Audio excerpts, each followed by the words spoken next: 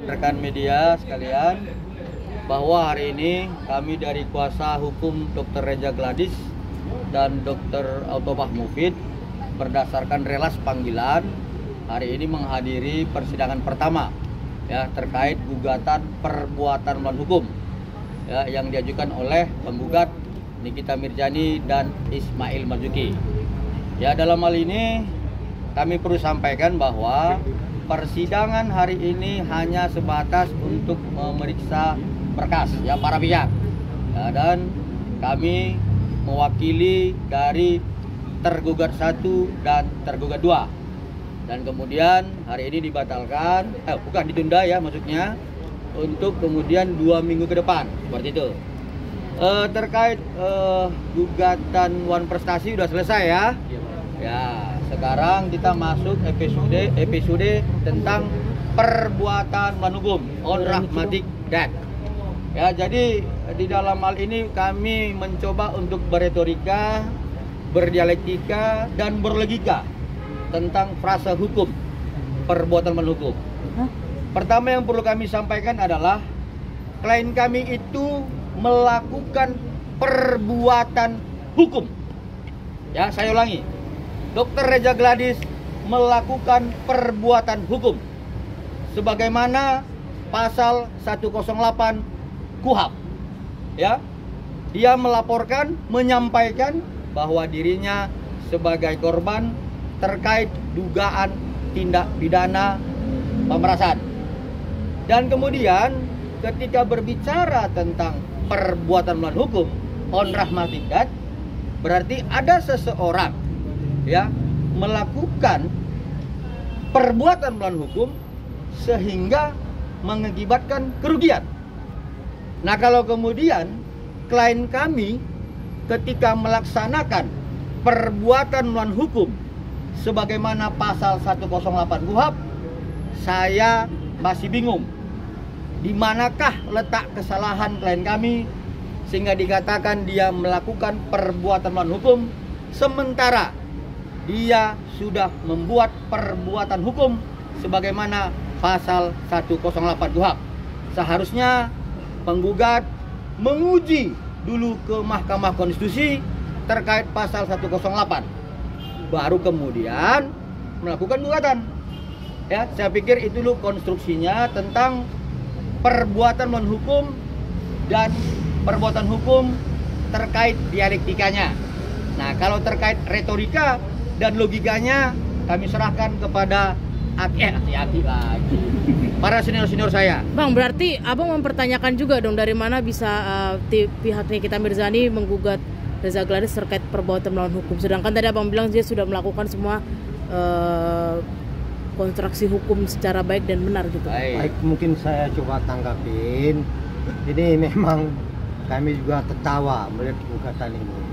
Ini kami katakan bahwa ini komedi jilid 3 dengan judul adalah perbuatan melawan hukum.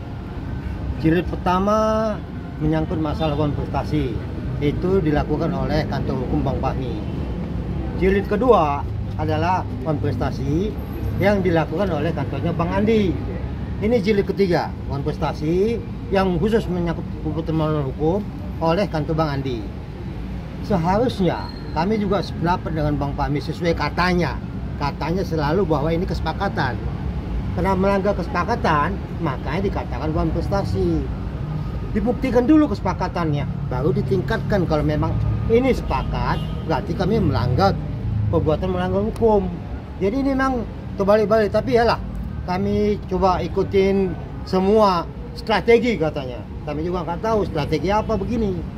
Tapi mudah-mudahan kami minta tolong kepada kuasa hukum penggugat, minta tolong kalau bisa jangan dicabut lagi. Karena kalau dicabut, sia-sia kami datang ke pengadilan ini.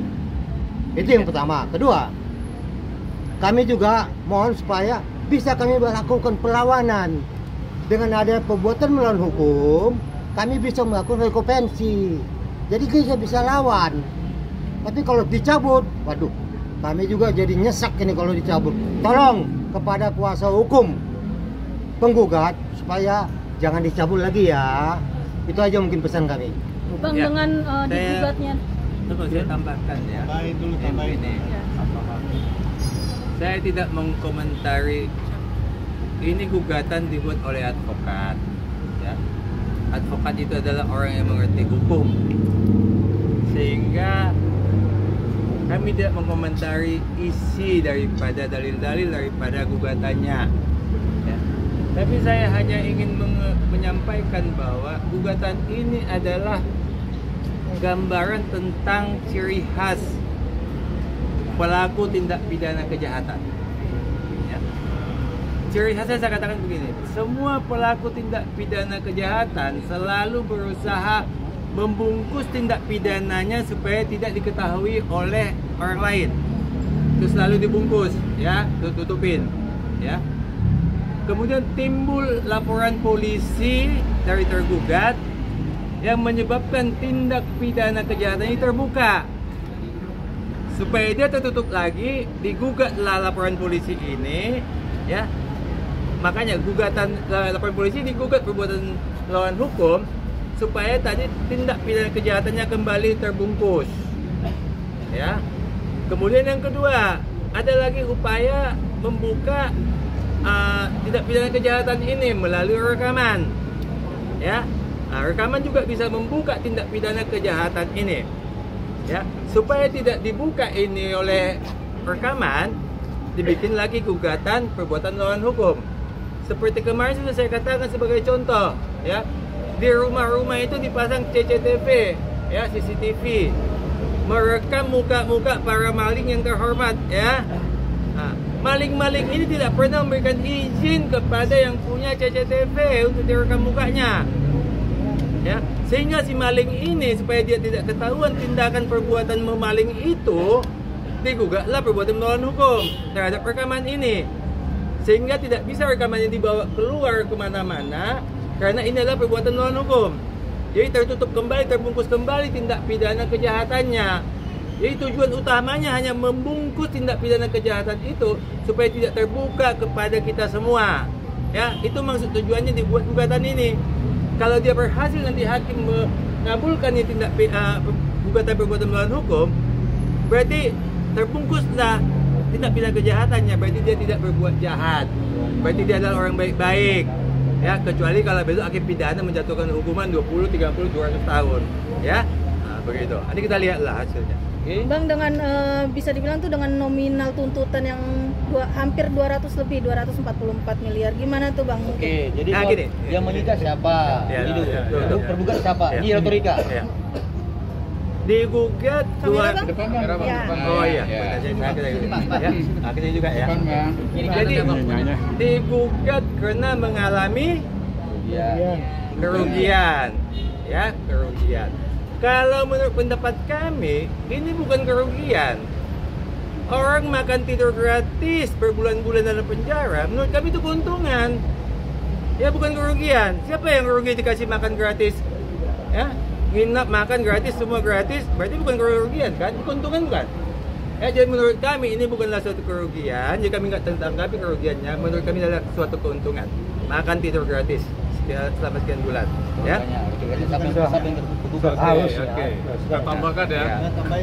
Jadi gugatan ini kan PMH itu ya ada 244 miliar. Padahal pokok dari gugatan yang sifatnya material itu 4 miliar. Nah, 4 miliar ini dari awal perkara pidana itu kita tahu siapa yang menyita duit itu. Keberadaan uang itu di mana sekarang? Adanya mulai dari tingkat penyidikan di Polri, tingkat kejaksaan dilanjutkan penyidikan oleh kejaksaan, dan terakhir di tingkat pengadilan. Nah, jadi uang 4 miliar itu yang sifatnya material 3,4 ya, 3,4 ya, pada saat 3,4 itu ada di dalam penyitaan siapa? Harusnya itu yang digugat. Siapa? Itulah dari Kapolri, Kejaksaan Agung, dan pengadilan. Nah, yang lainnya tergugat, baik Reja maupun PT. Nah, yang 200 sekian itu imaterial. Nah, seolah-olah kegiatan tertunda, padahal yang tertunda itu sebenarnya klaim kami di sini. Tidak bisa melaksanakan kegiatan, kemudian proses dia di luar juga kita tahu bagaimana keadaan bisnisnya. Ya itu kami kira ya, kalau dari awal itu gugatan perdata seperti tadi disampaikan melalui perbuatan kontrastasi itu lebih tepat. Lebih tepat ya, karena apa? Posisi ada waktu 1 tahun. Nah, dalam tindak pidana kemarin kita kan sama-sama mendengar prosesnya terjadi, ahli menyampaikan seperti apa. Tapi ya itu sifat pidana, tapi sifat perdata itu yang jelas immaterial itu boleh, tapi material itu adalah pada posisi di tingkat kepolisian, tingkat kejaksaan, dan tingkat pengadilan. Jadi itu ya, menyangkut uang 2,4 itu. Jadi bukan perbuatan melawan hukum. Kita nggak tahu, kontestasi sudah dicabut, padahal itu arahnya lebih tepat. Nah sekarang perbuatan melawan hukum, pidananya sedang jalan. Itu aja mungkin tambahan. Jadi tegasnya, perbuatan melawan hukum itu mestinya tergugat 1 itu Kapolri, karena dia yang menangkap dan menyita, dilanjutkan oleh kejaksaan, jadi Kejaksaan Agung. Itu juga masalah penahanan dan penyitaan, dilanjutkan ya langsung ke pengadilan juga melakukan penahanan. Jadi 3 institusi ini harusnya sebagai tergugat, kami ini turut tergugat gitu. Oke. Ini ditambah ya.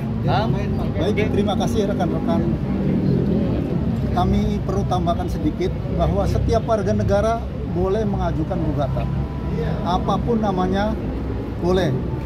Namun di dalam gugatan itu kan ada gugatan perbuatan melawan hukum yang berkaitan dengan uang yang tadinya nilainya 4 miliar, saat ini sisa 3, berapa Bang? 3,6 ya? 3,4. Nah artinya yang dirugikan siapa, yang menggugat siapa? Sekarang yang menyita uang itu adalah kepolisian.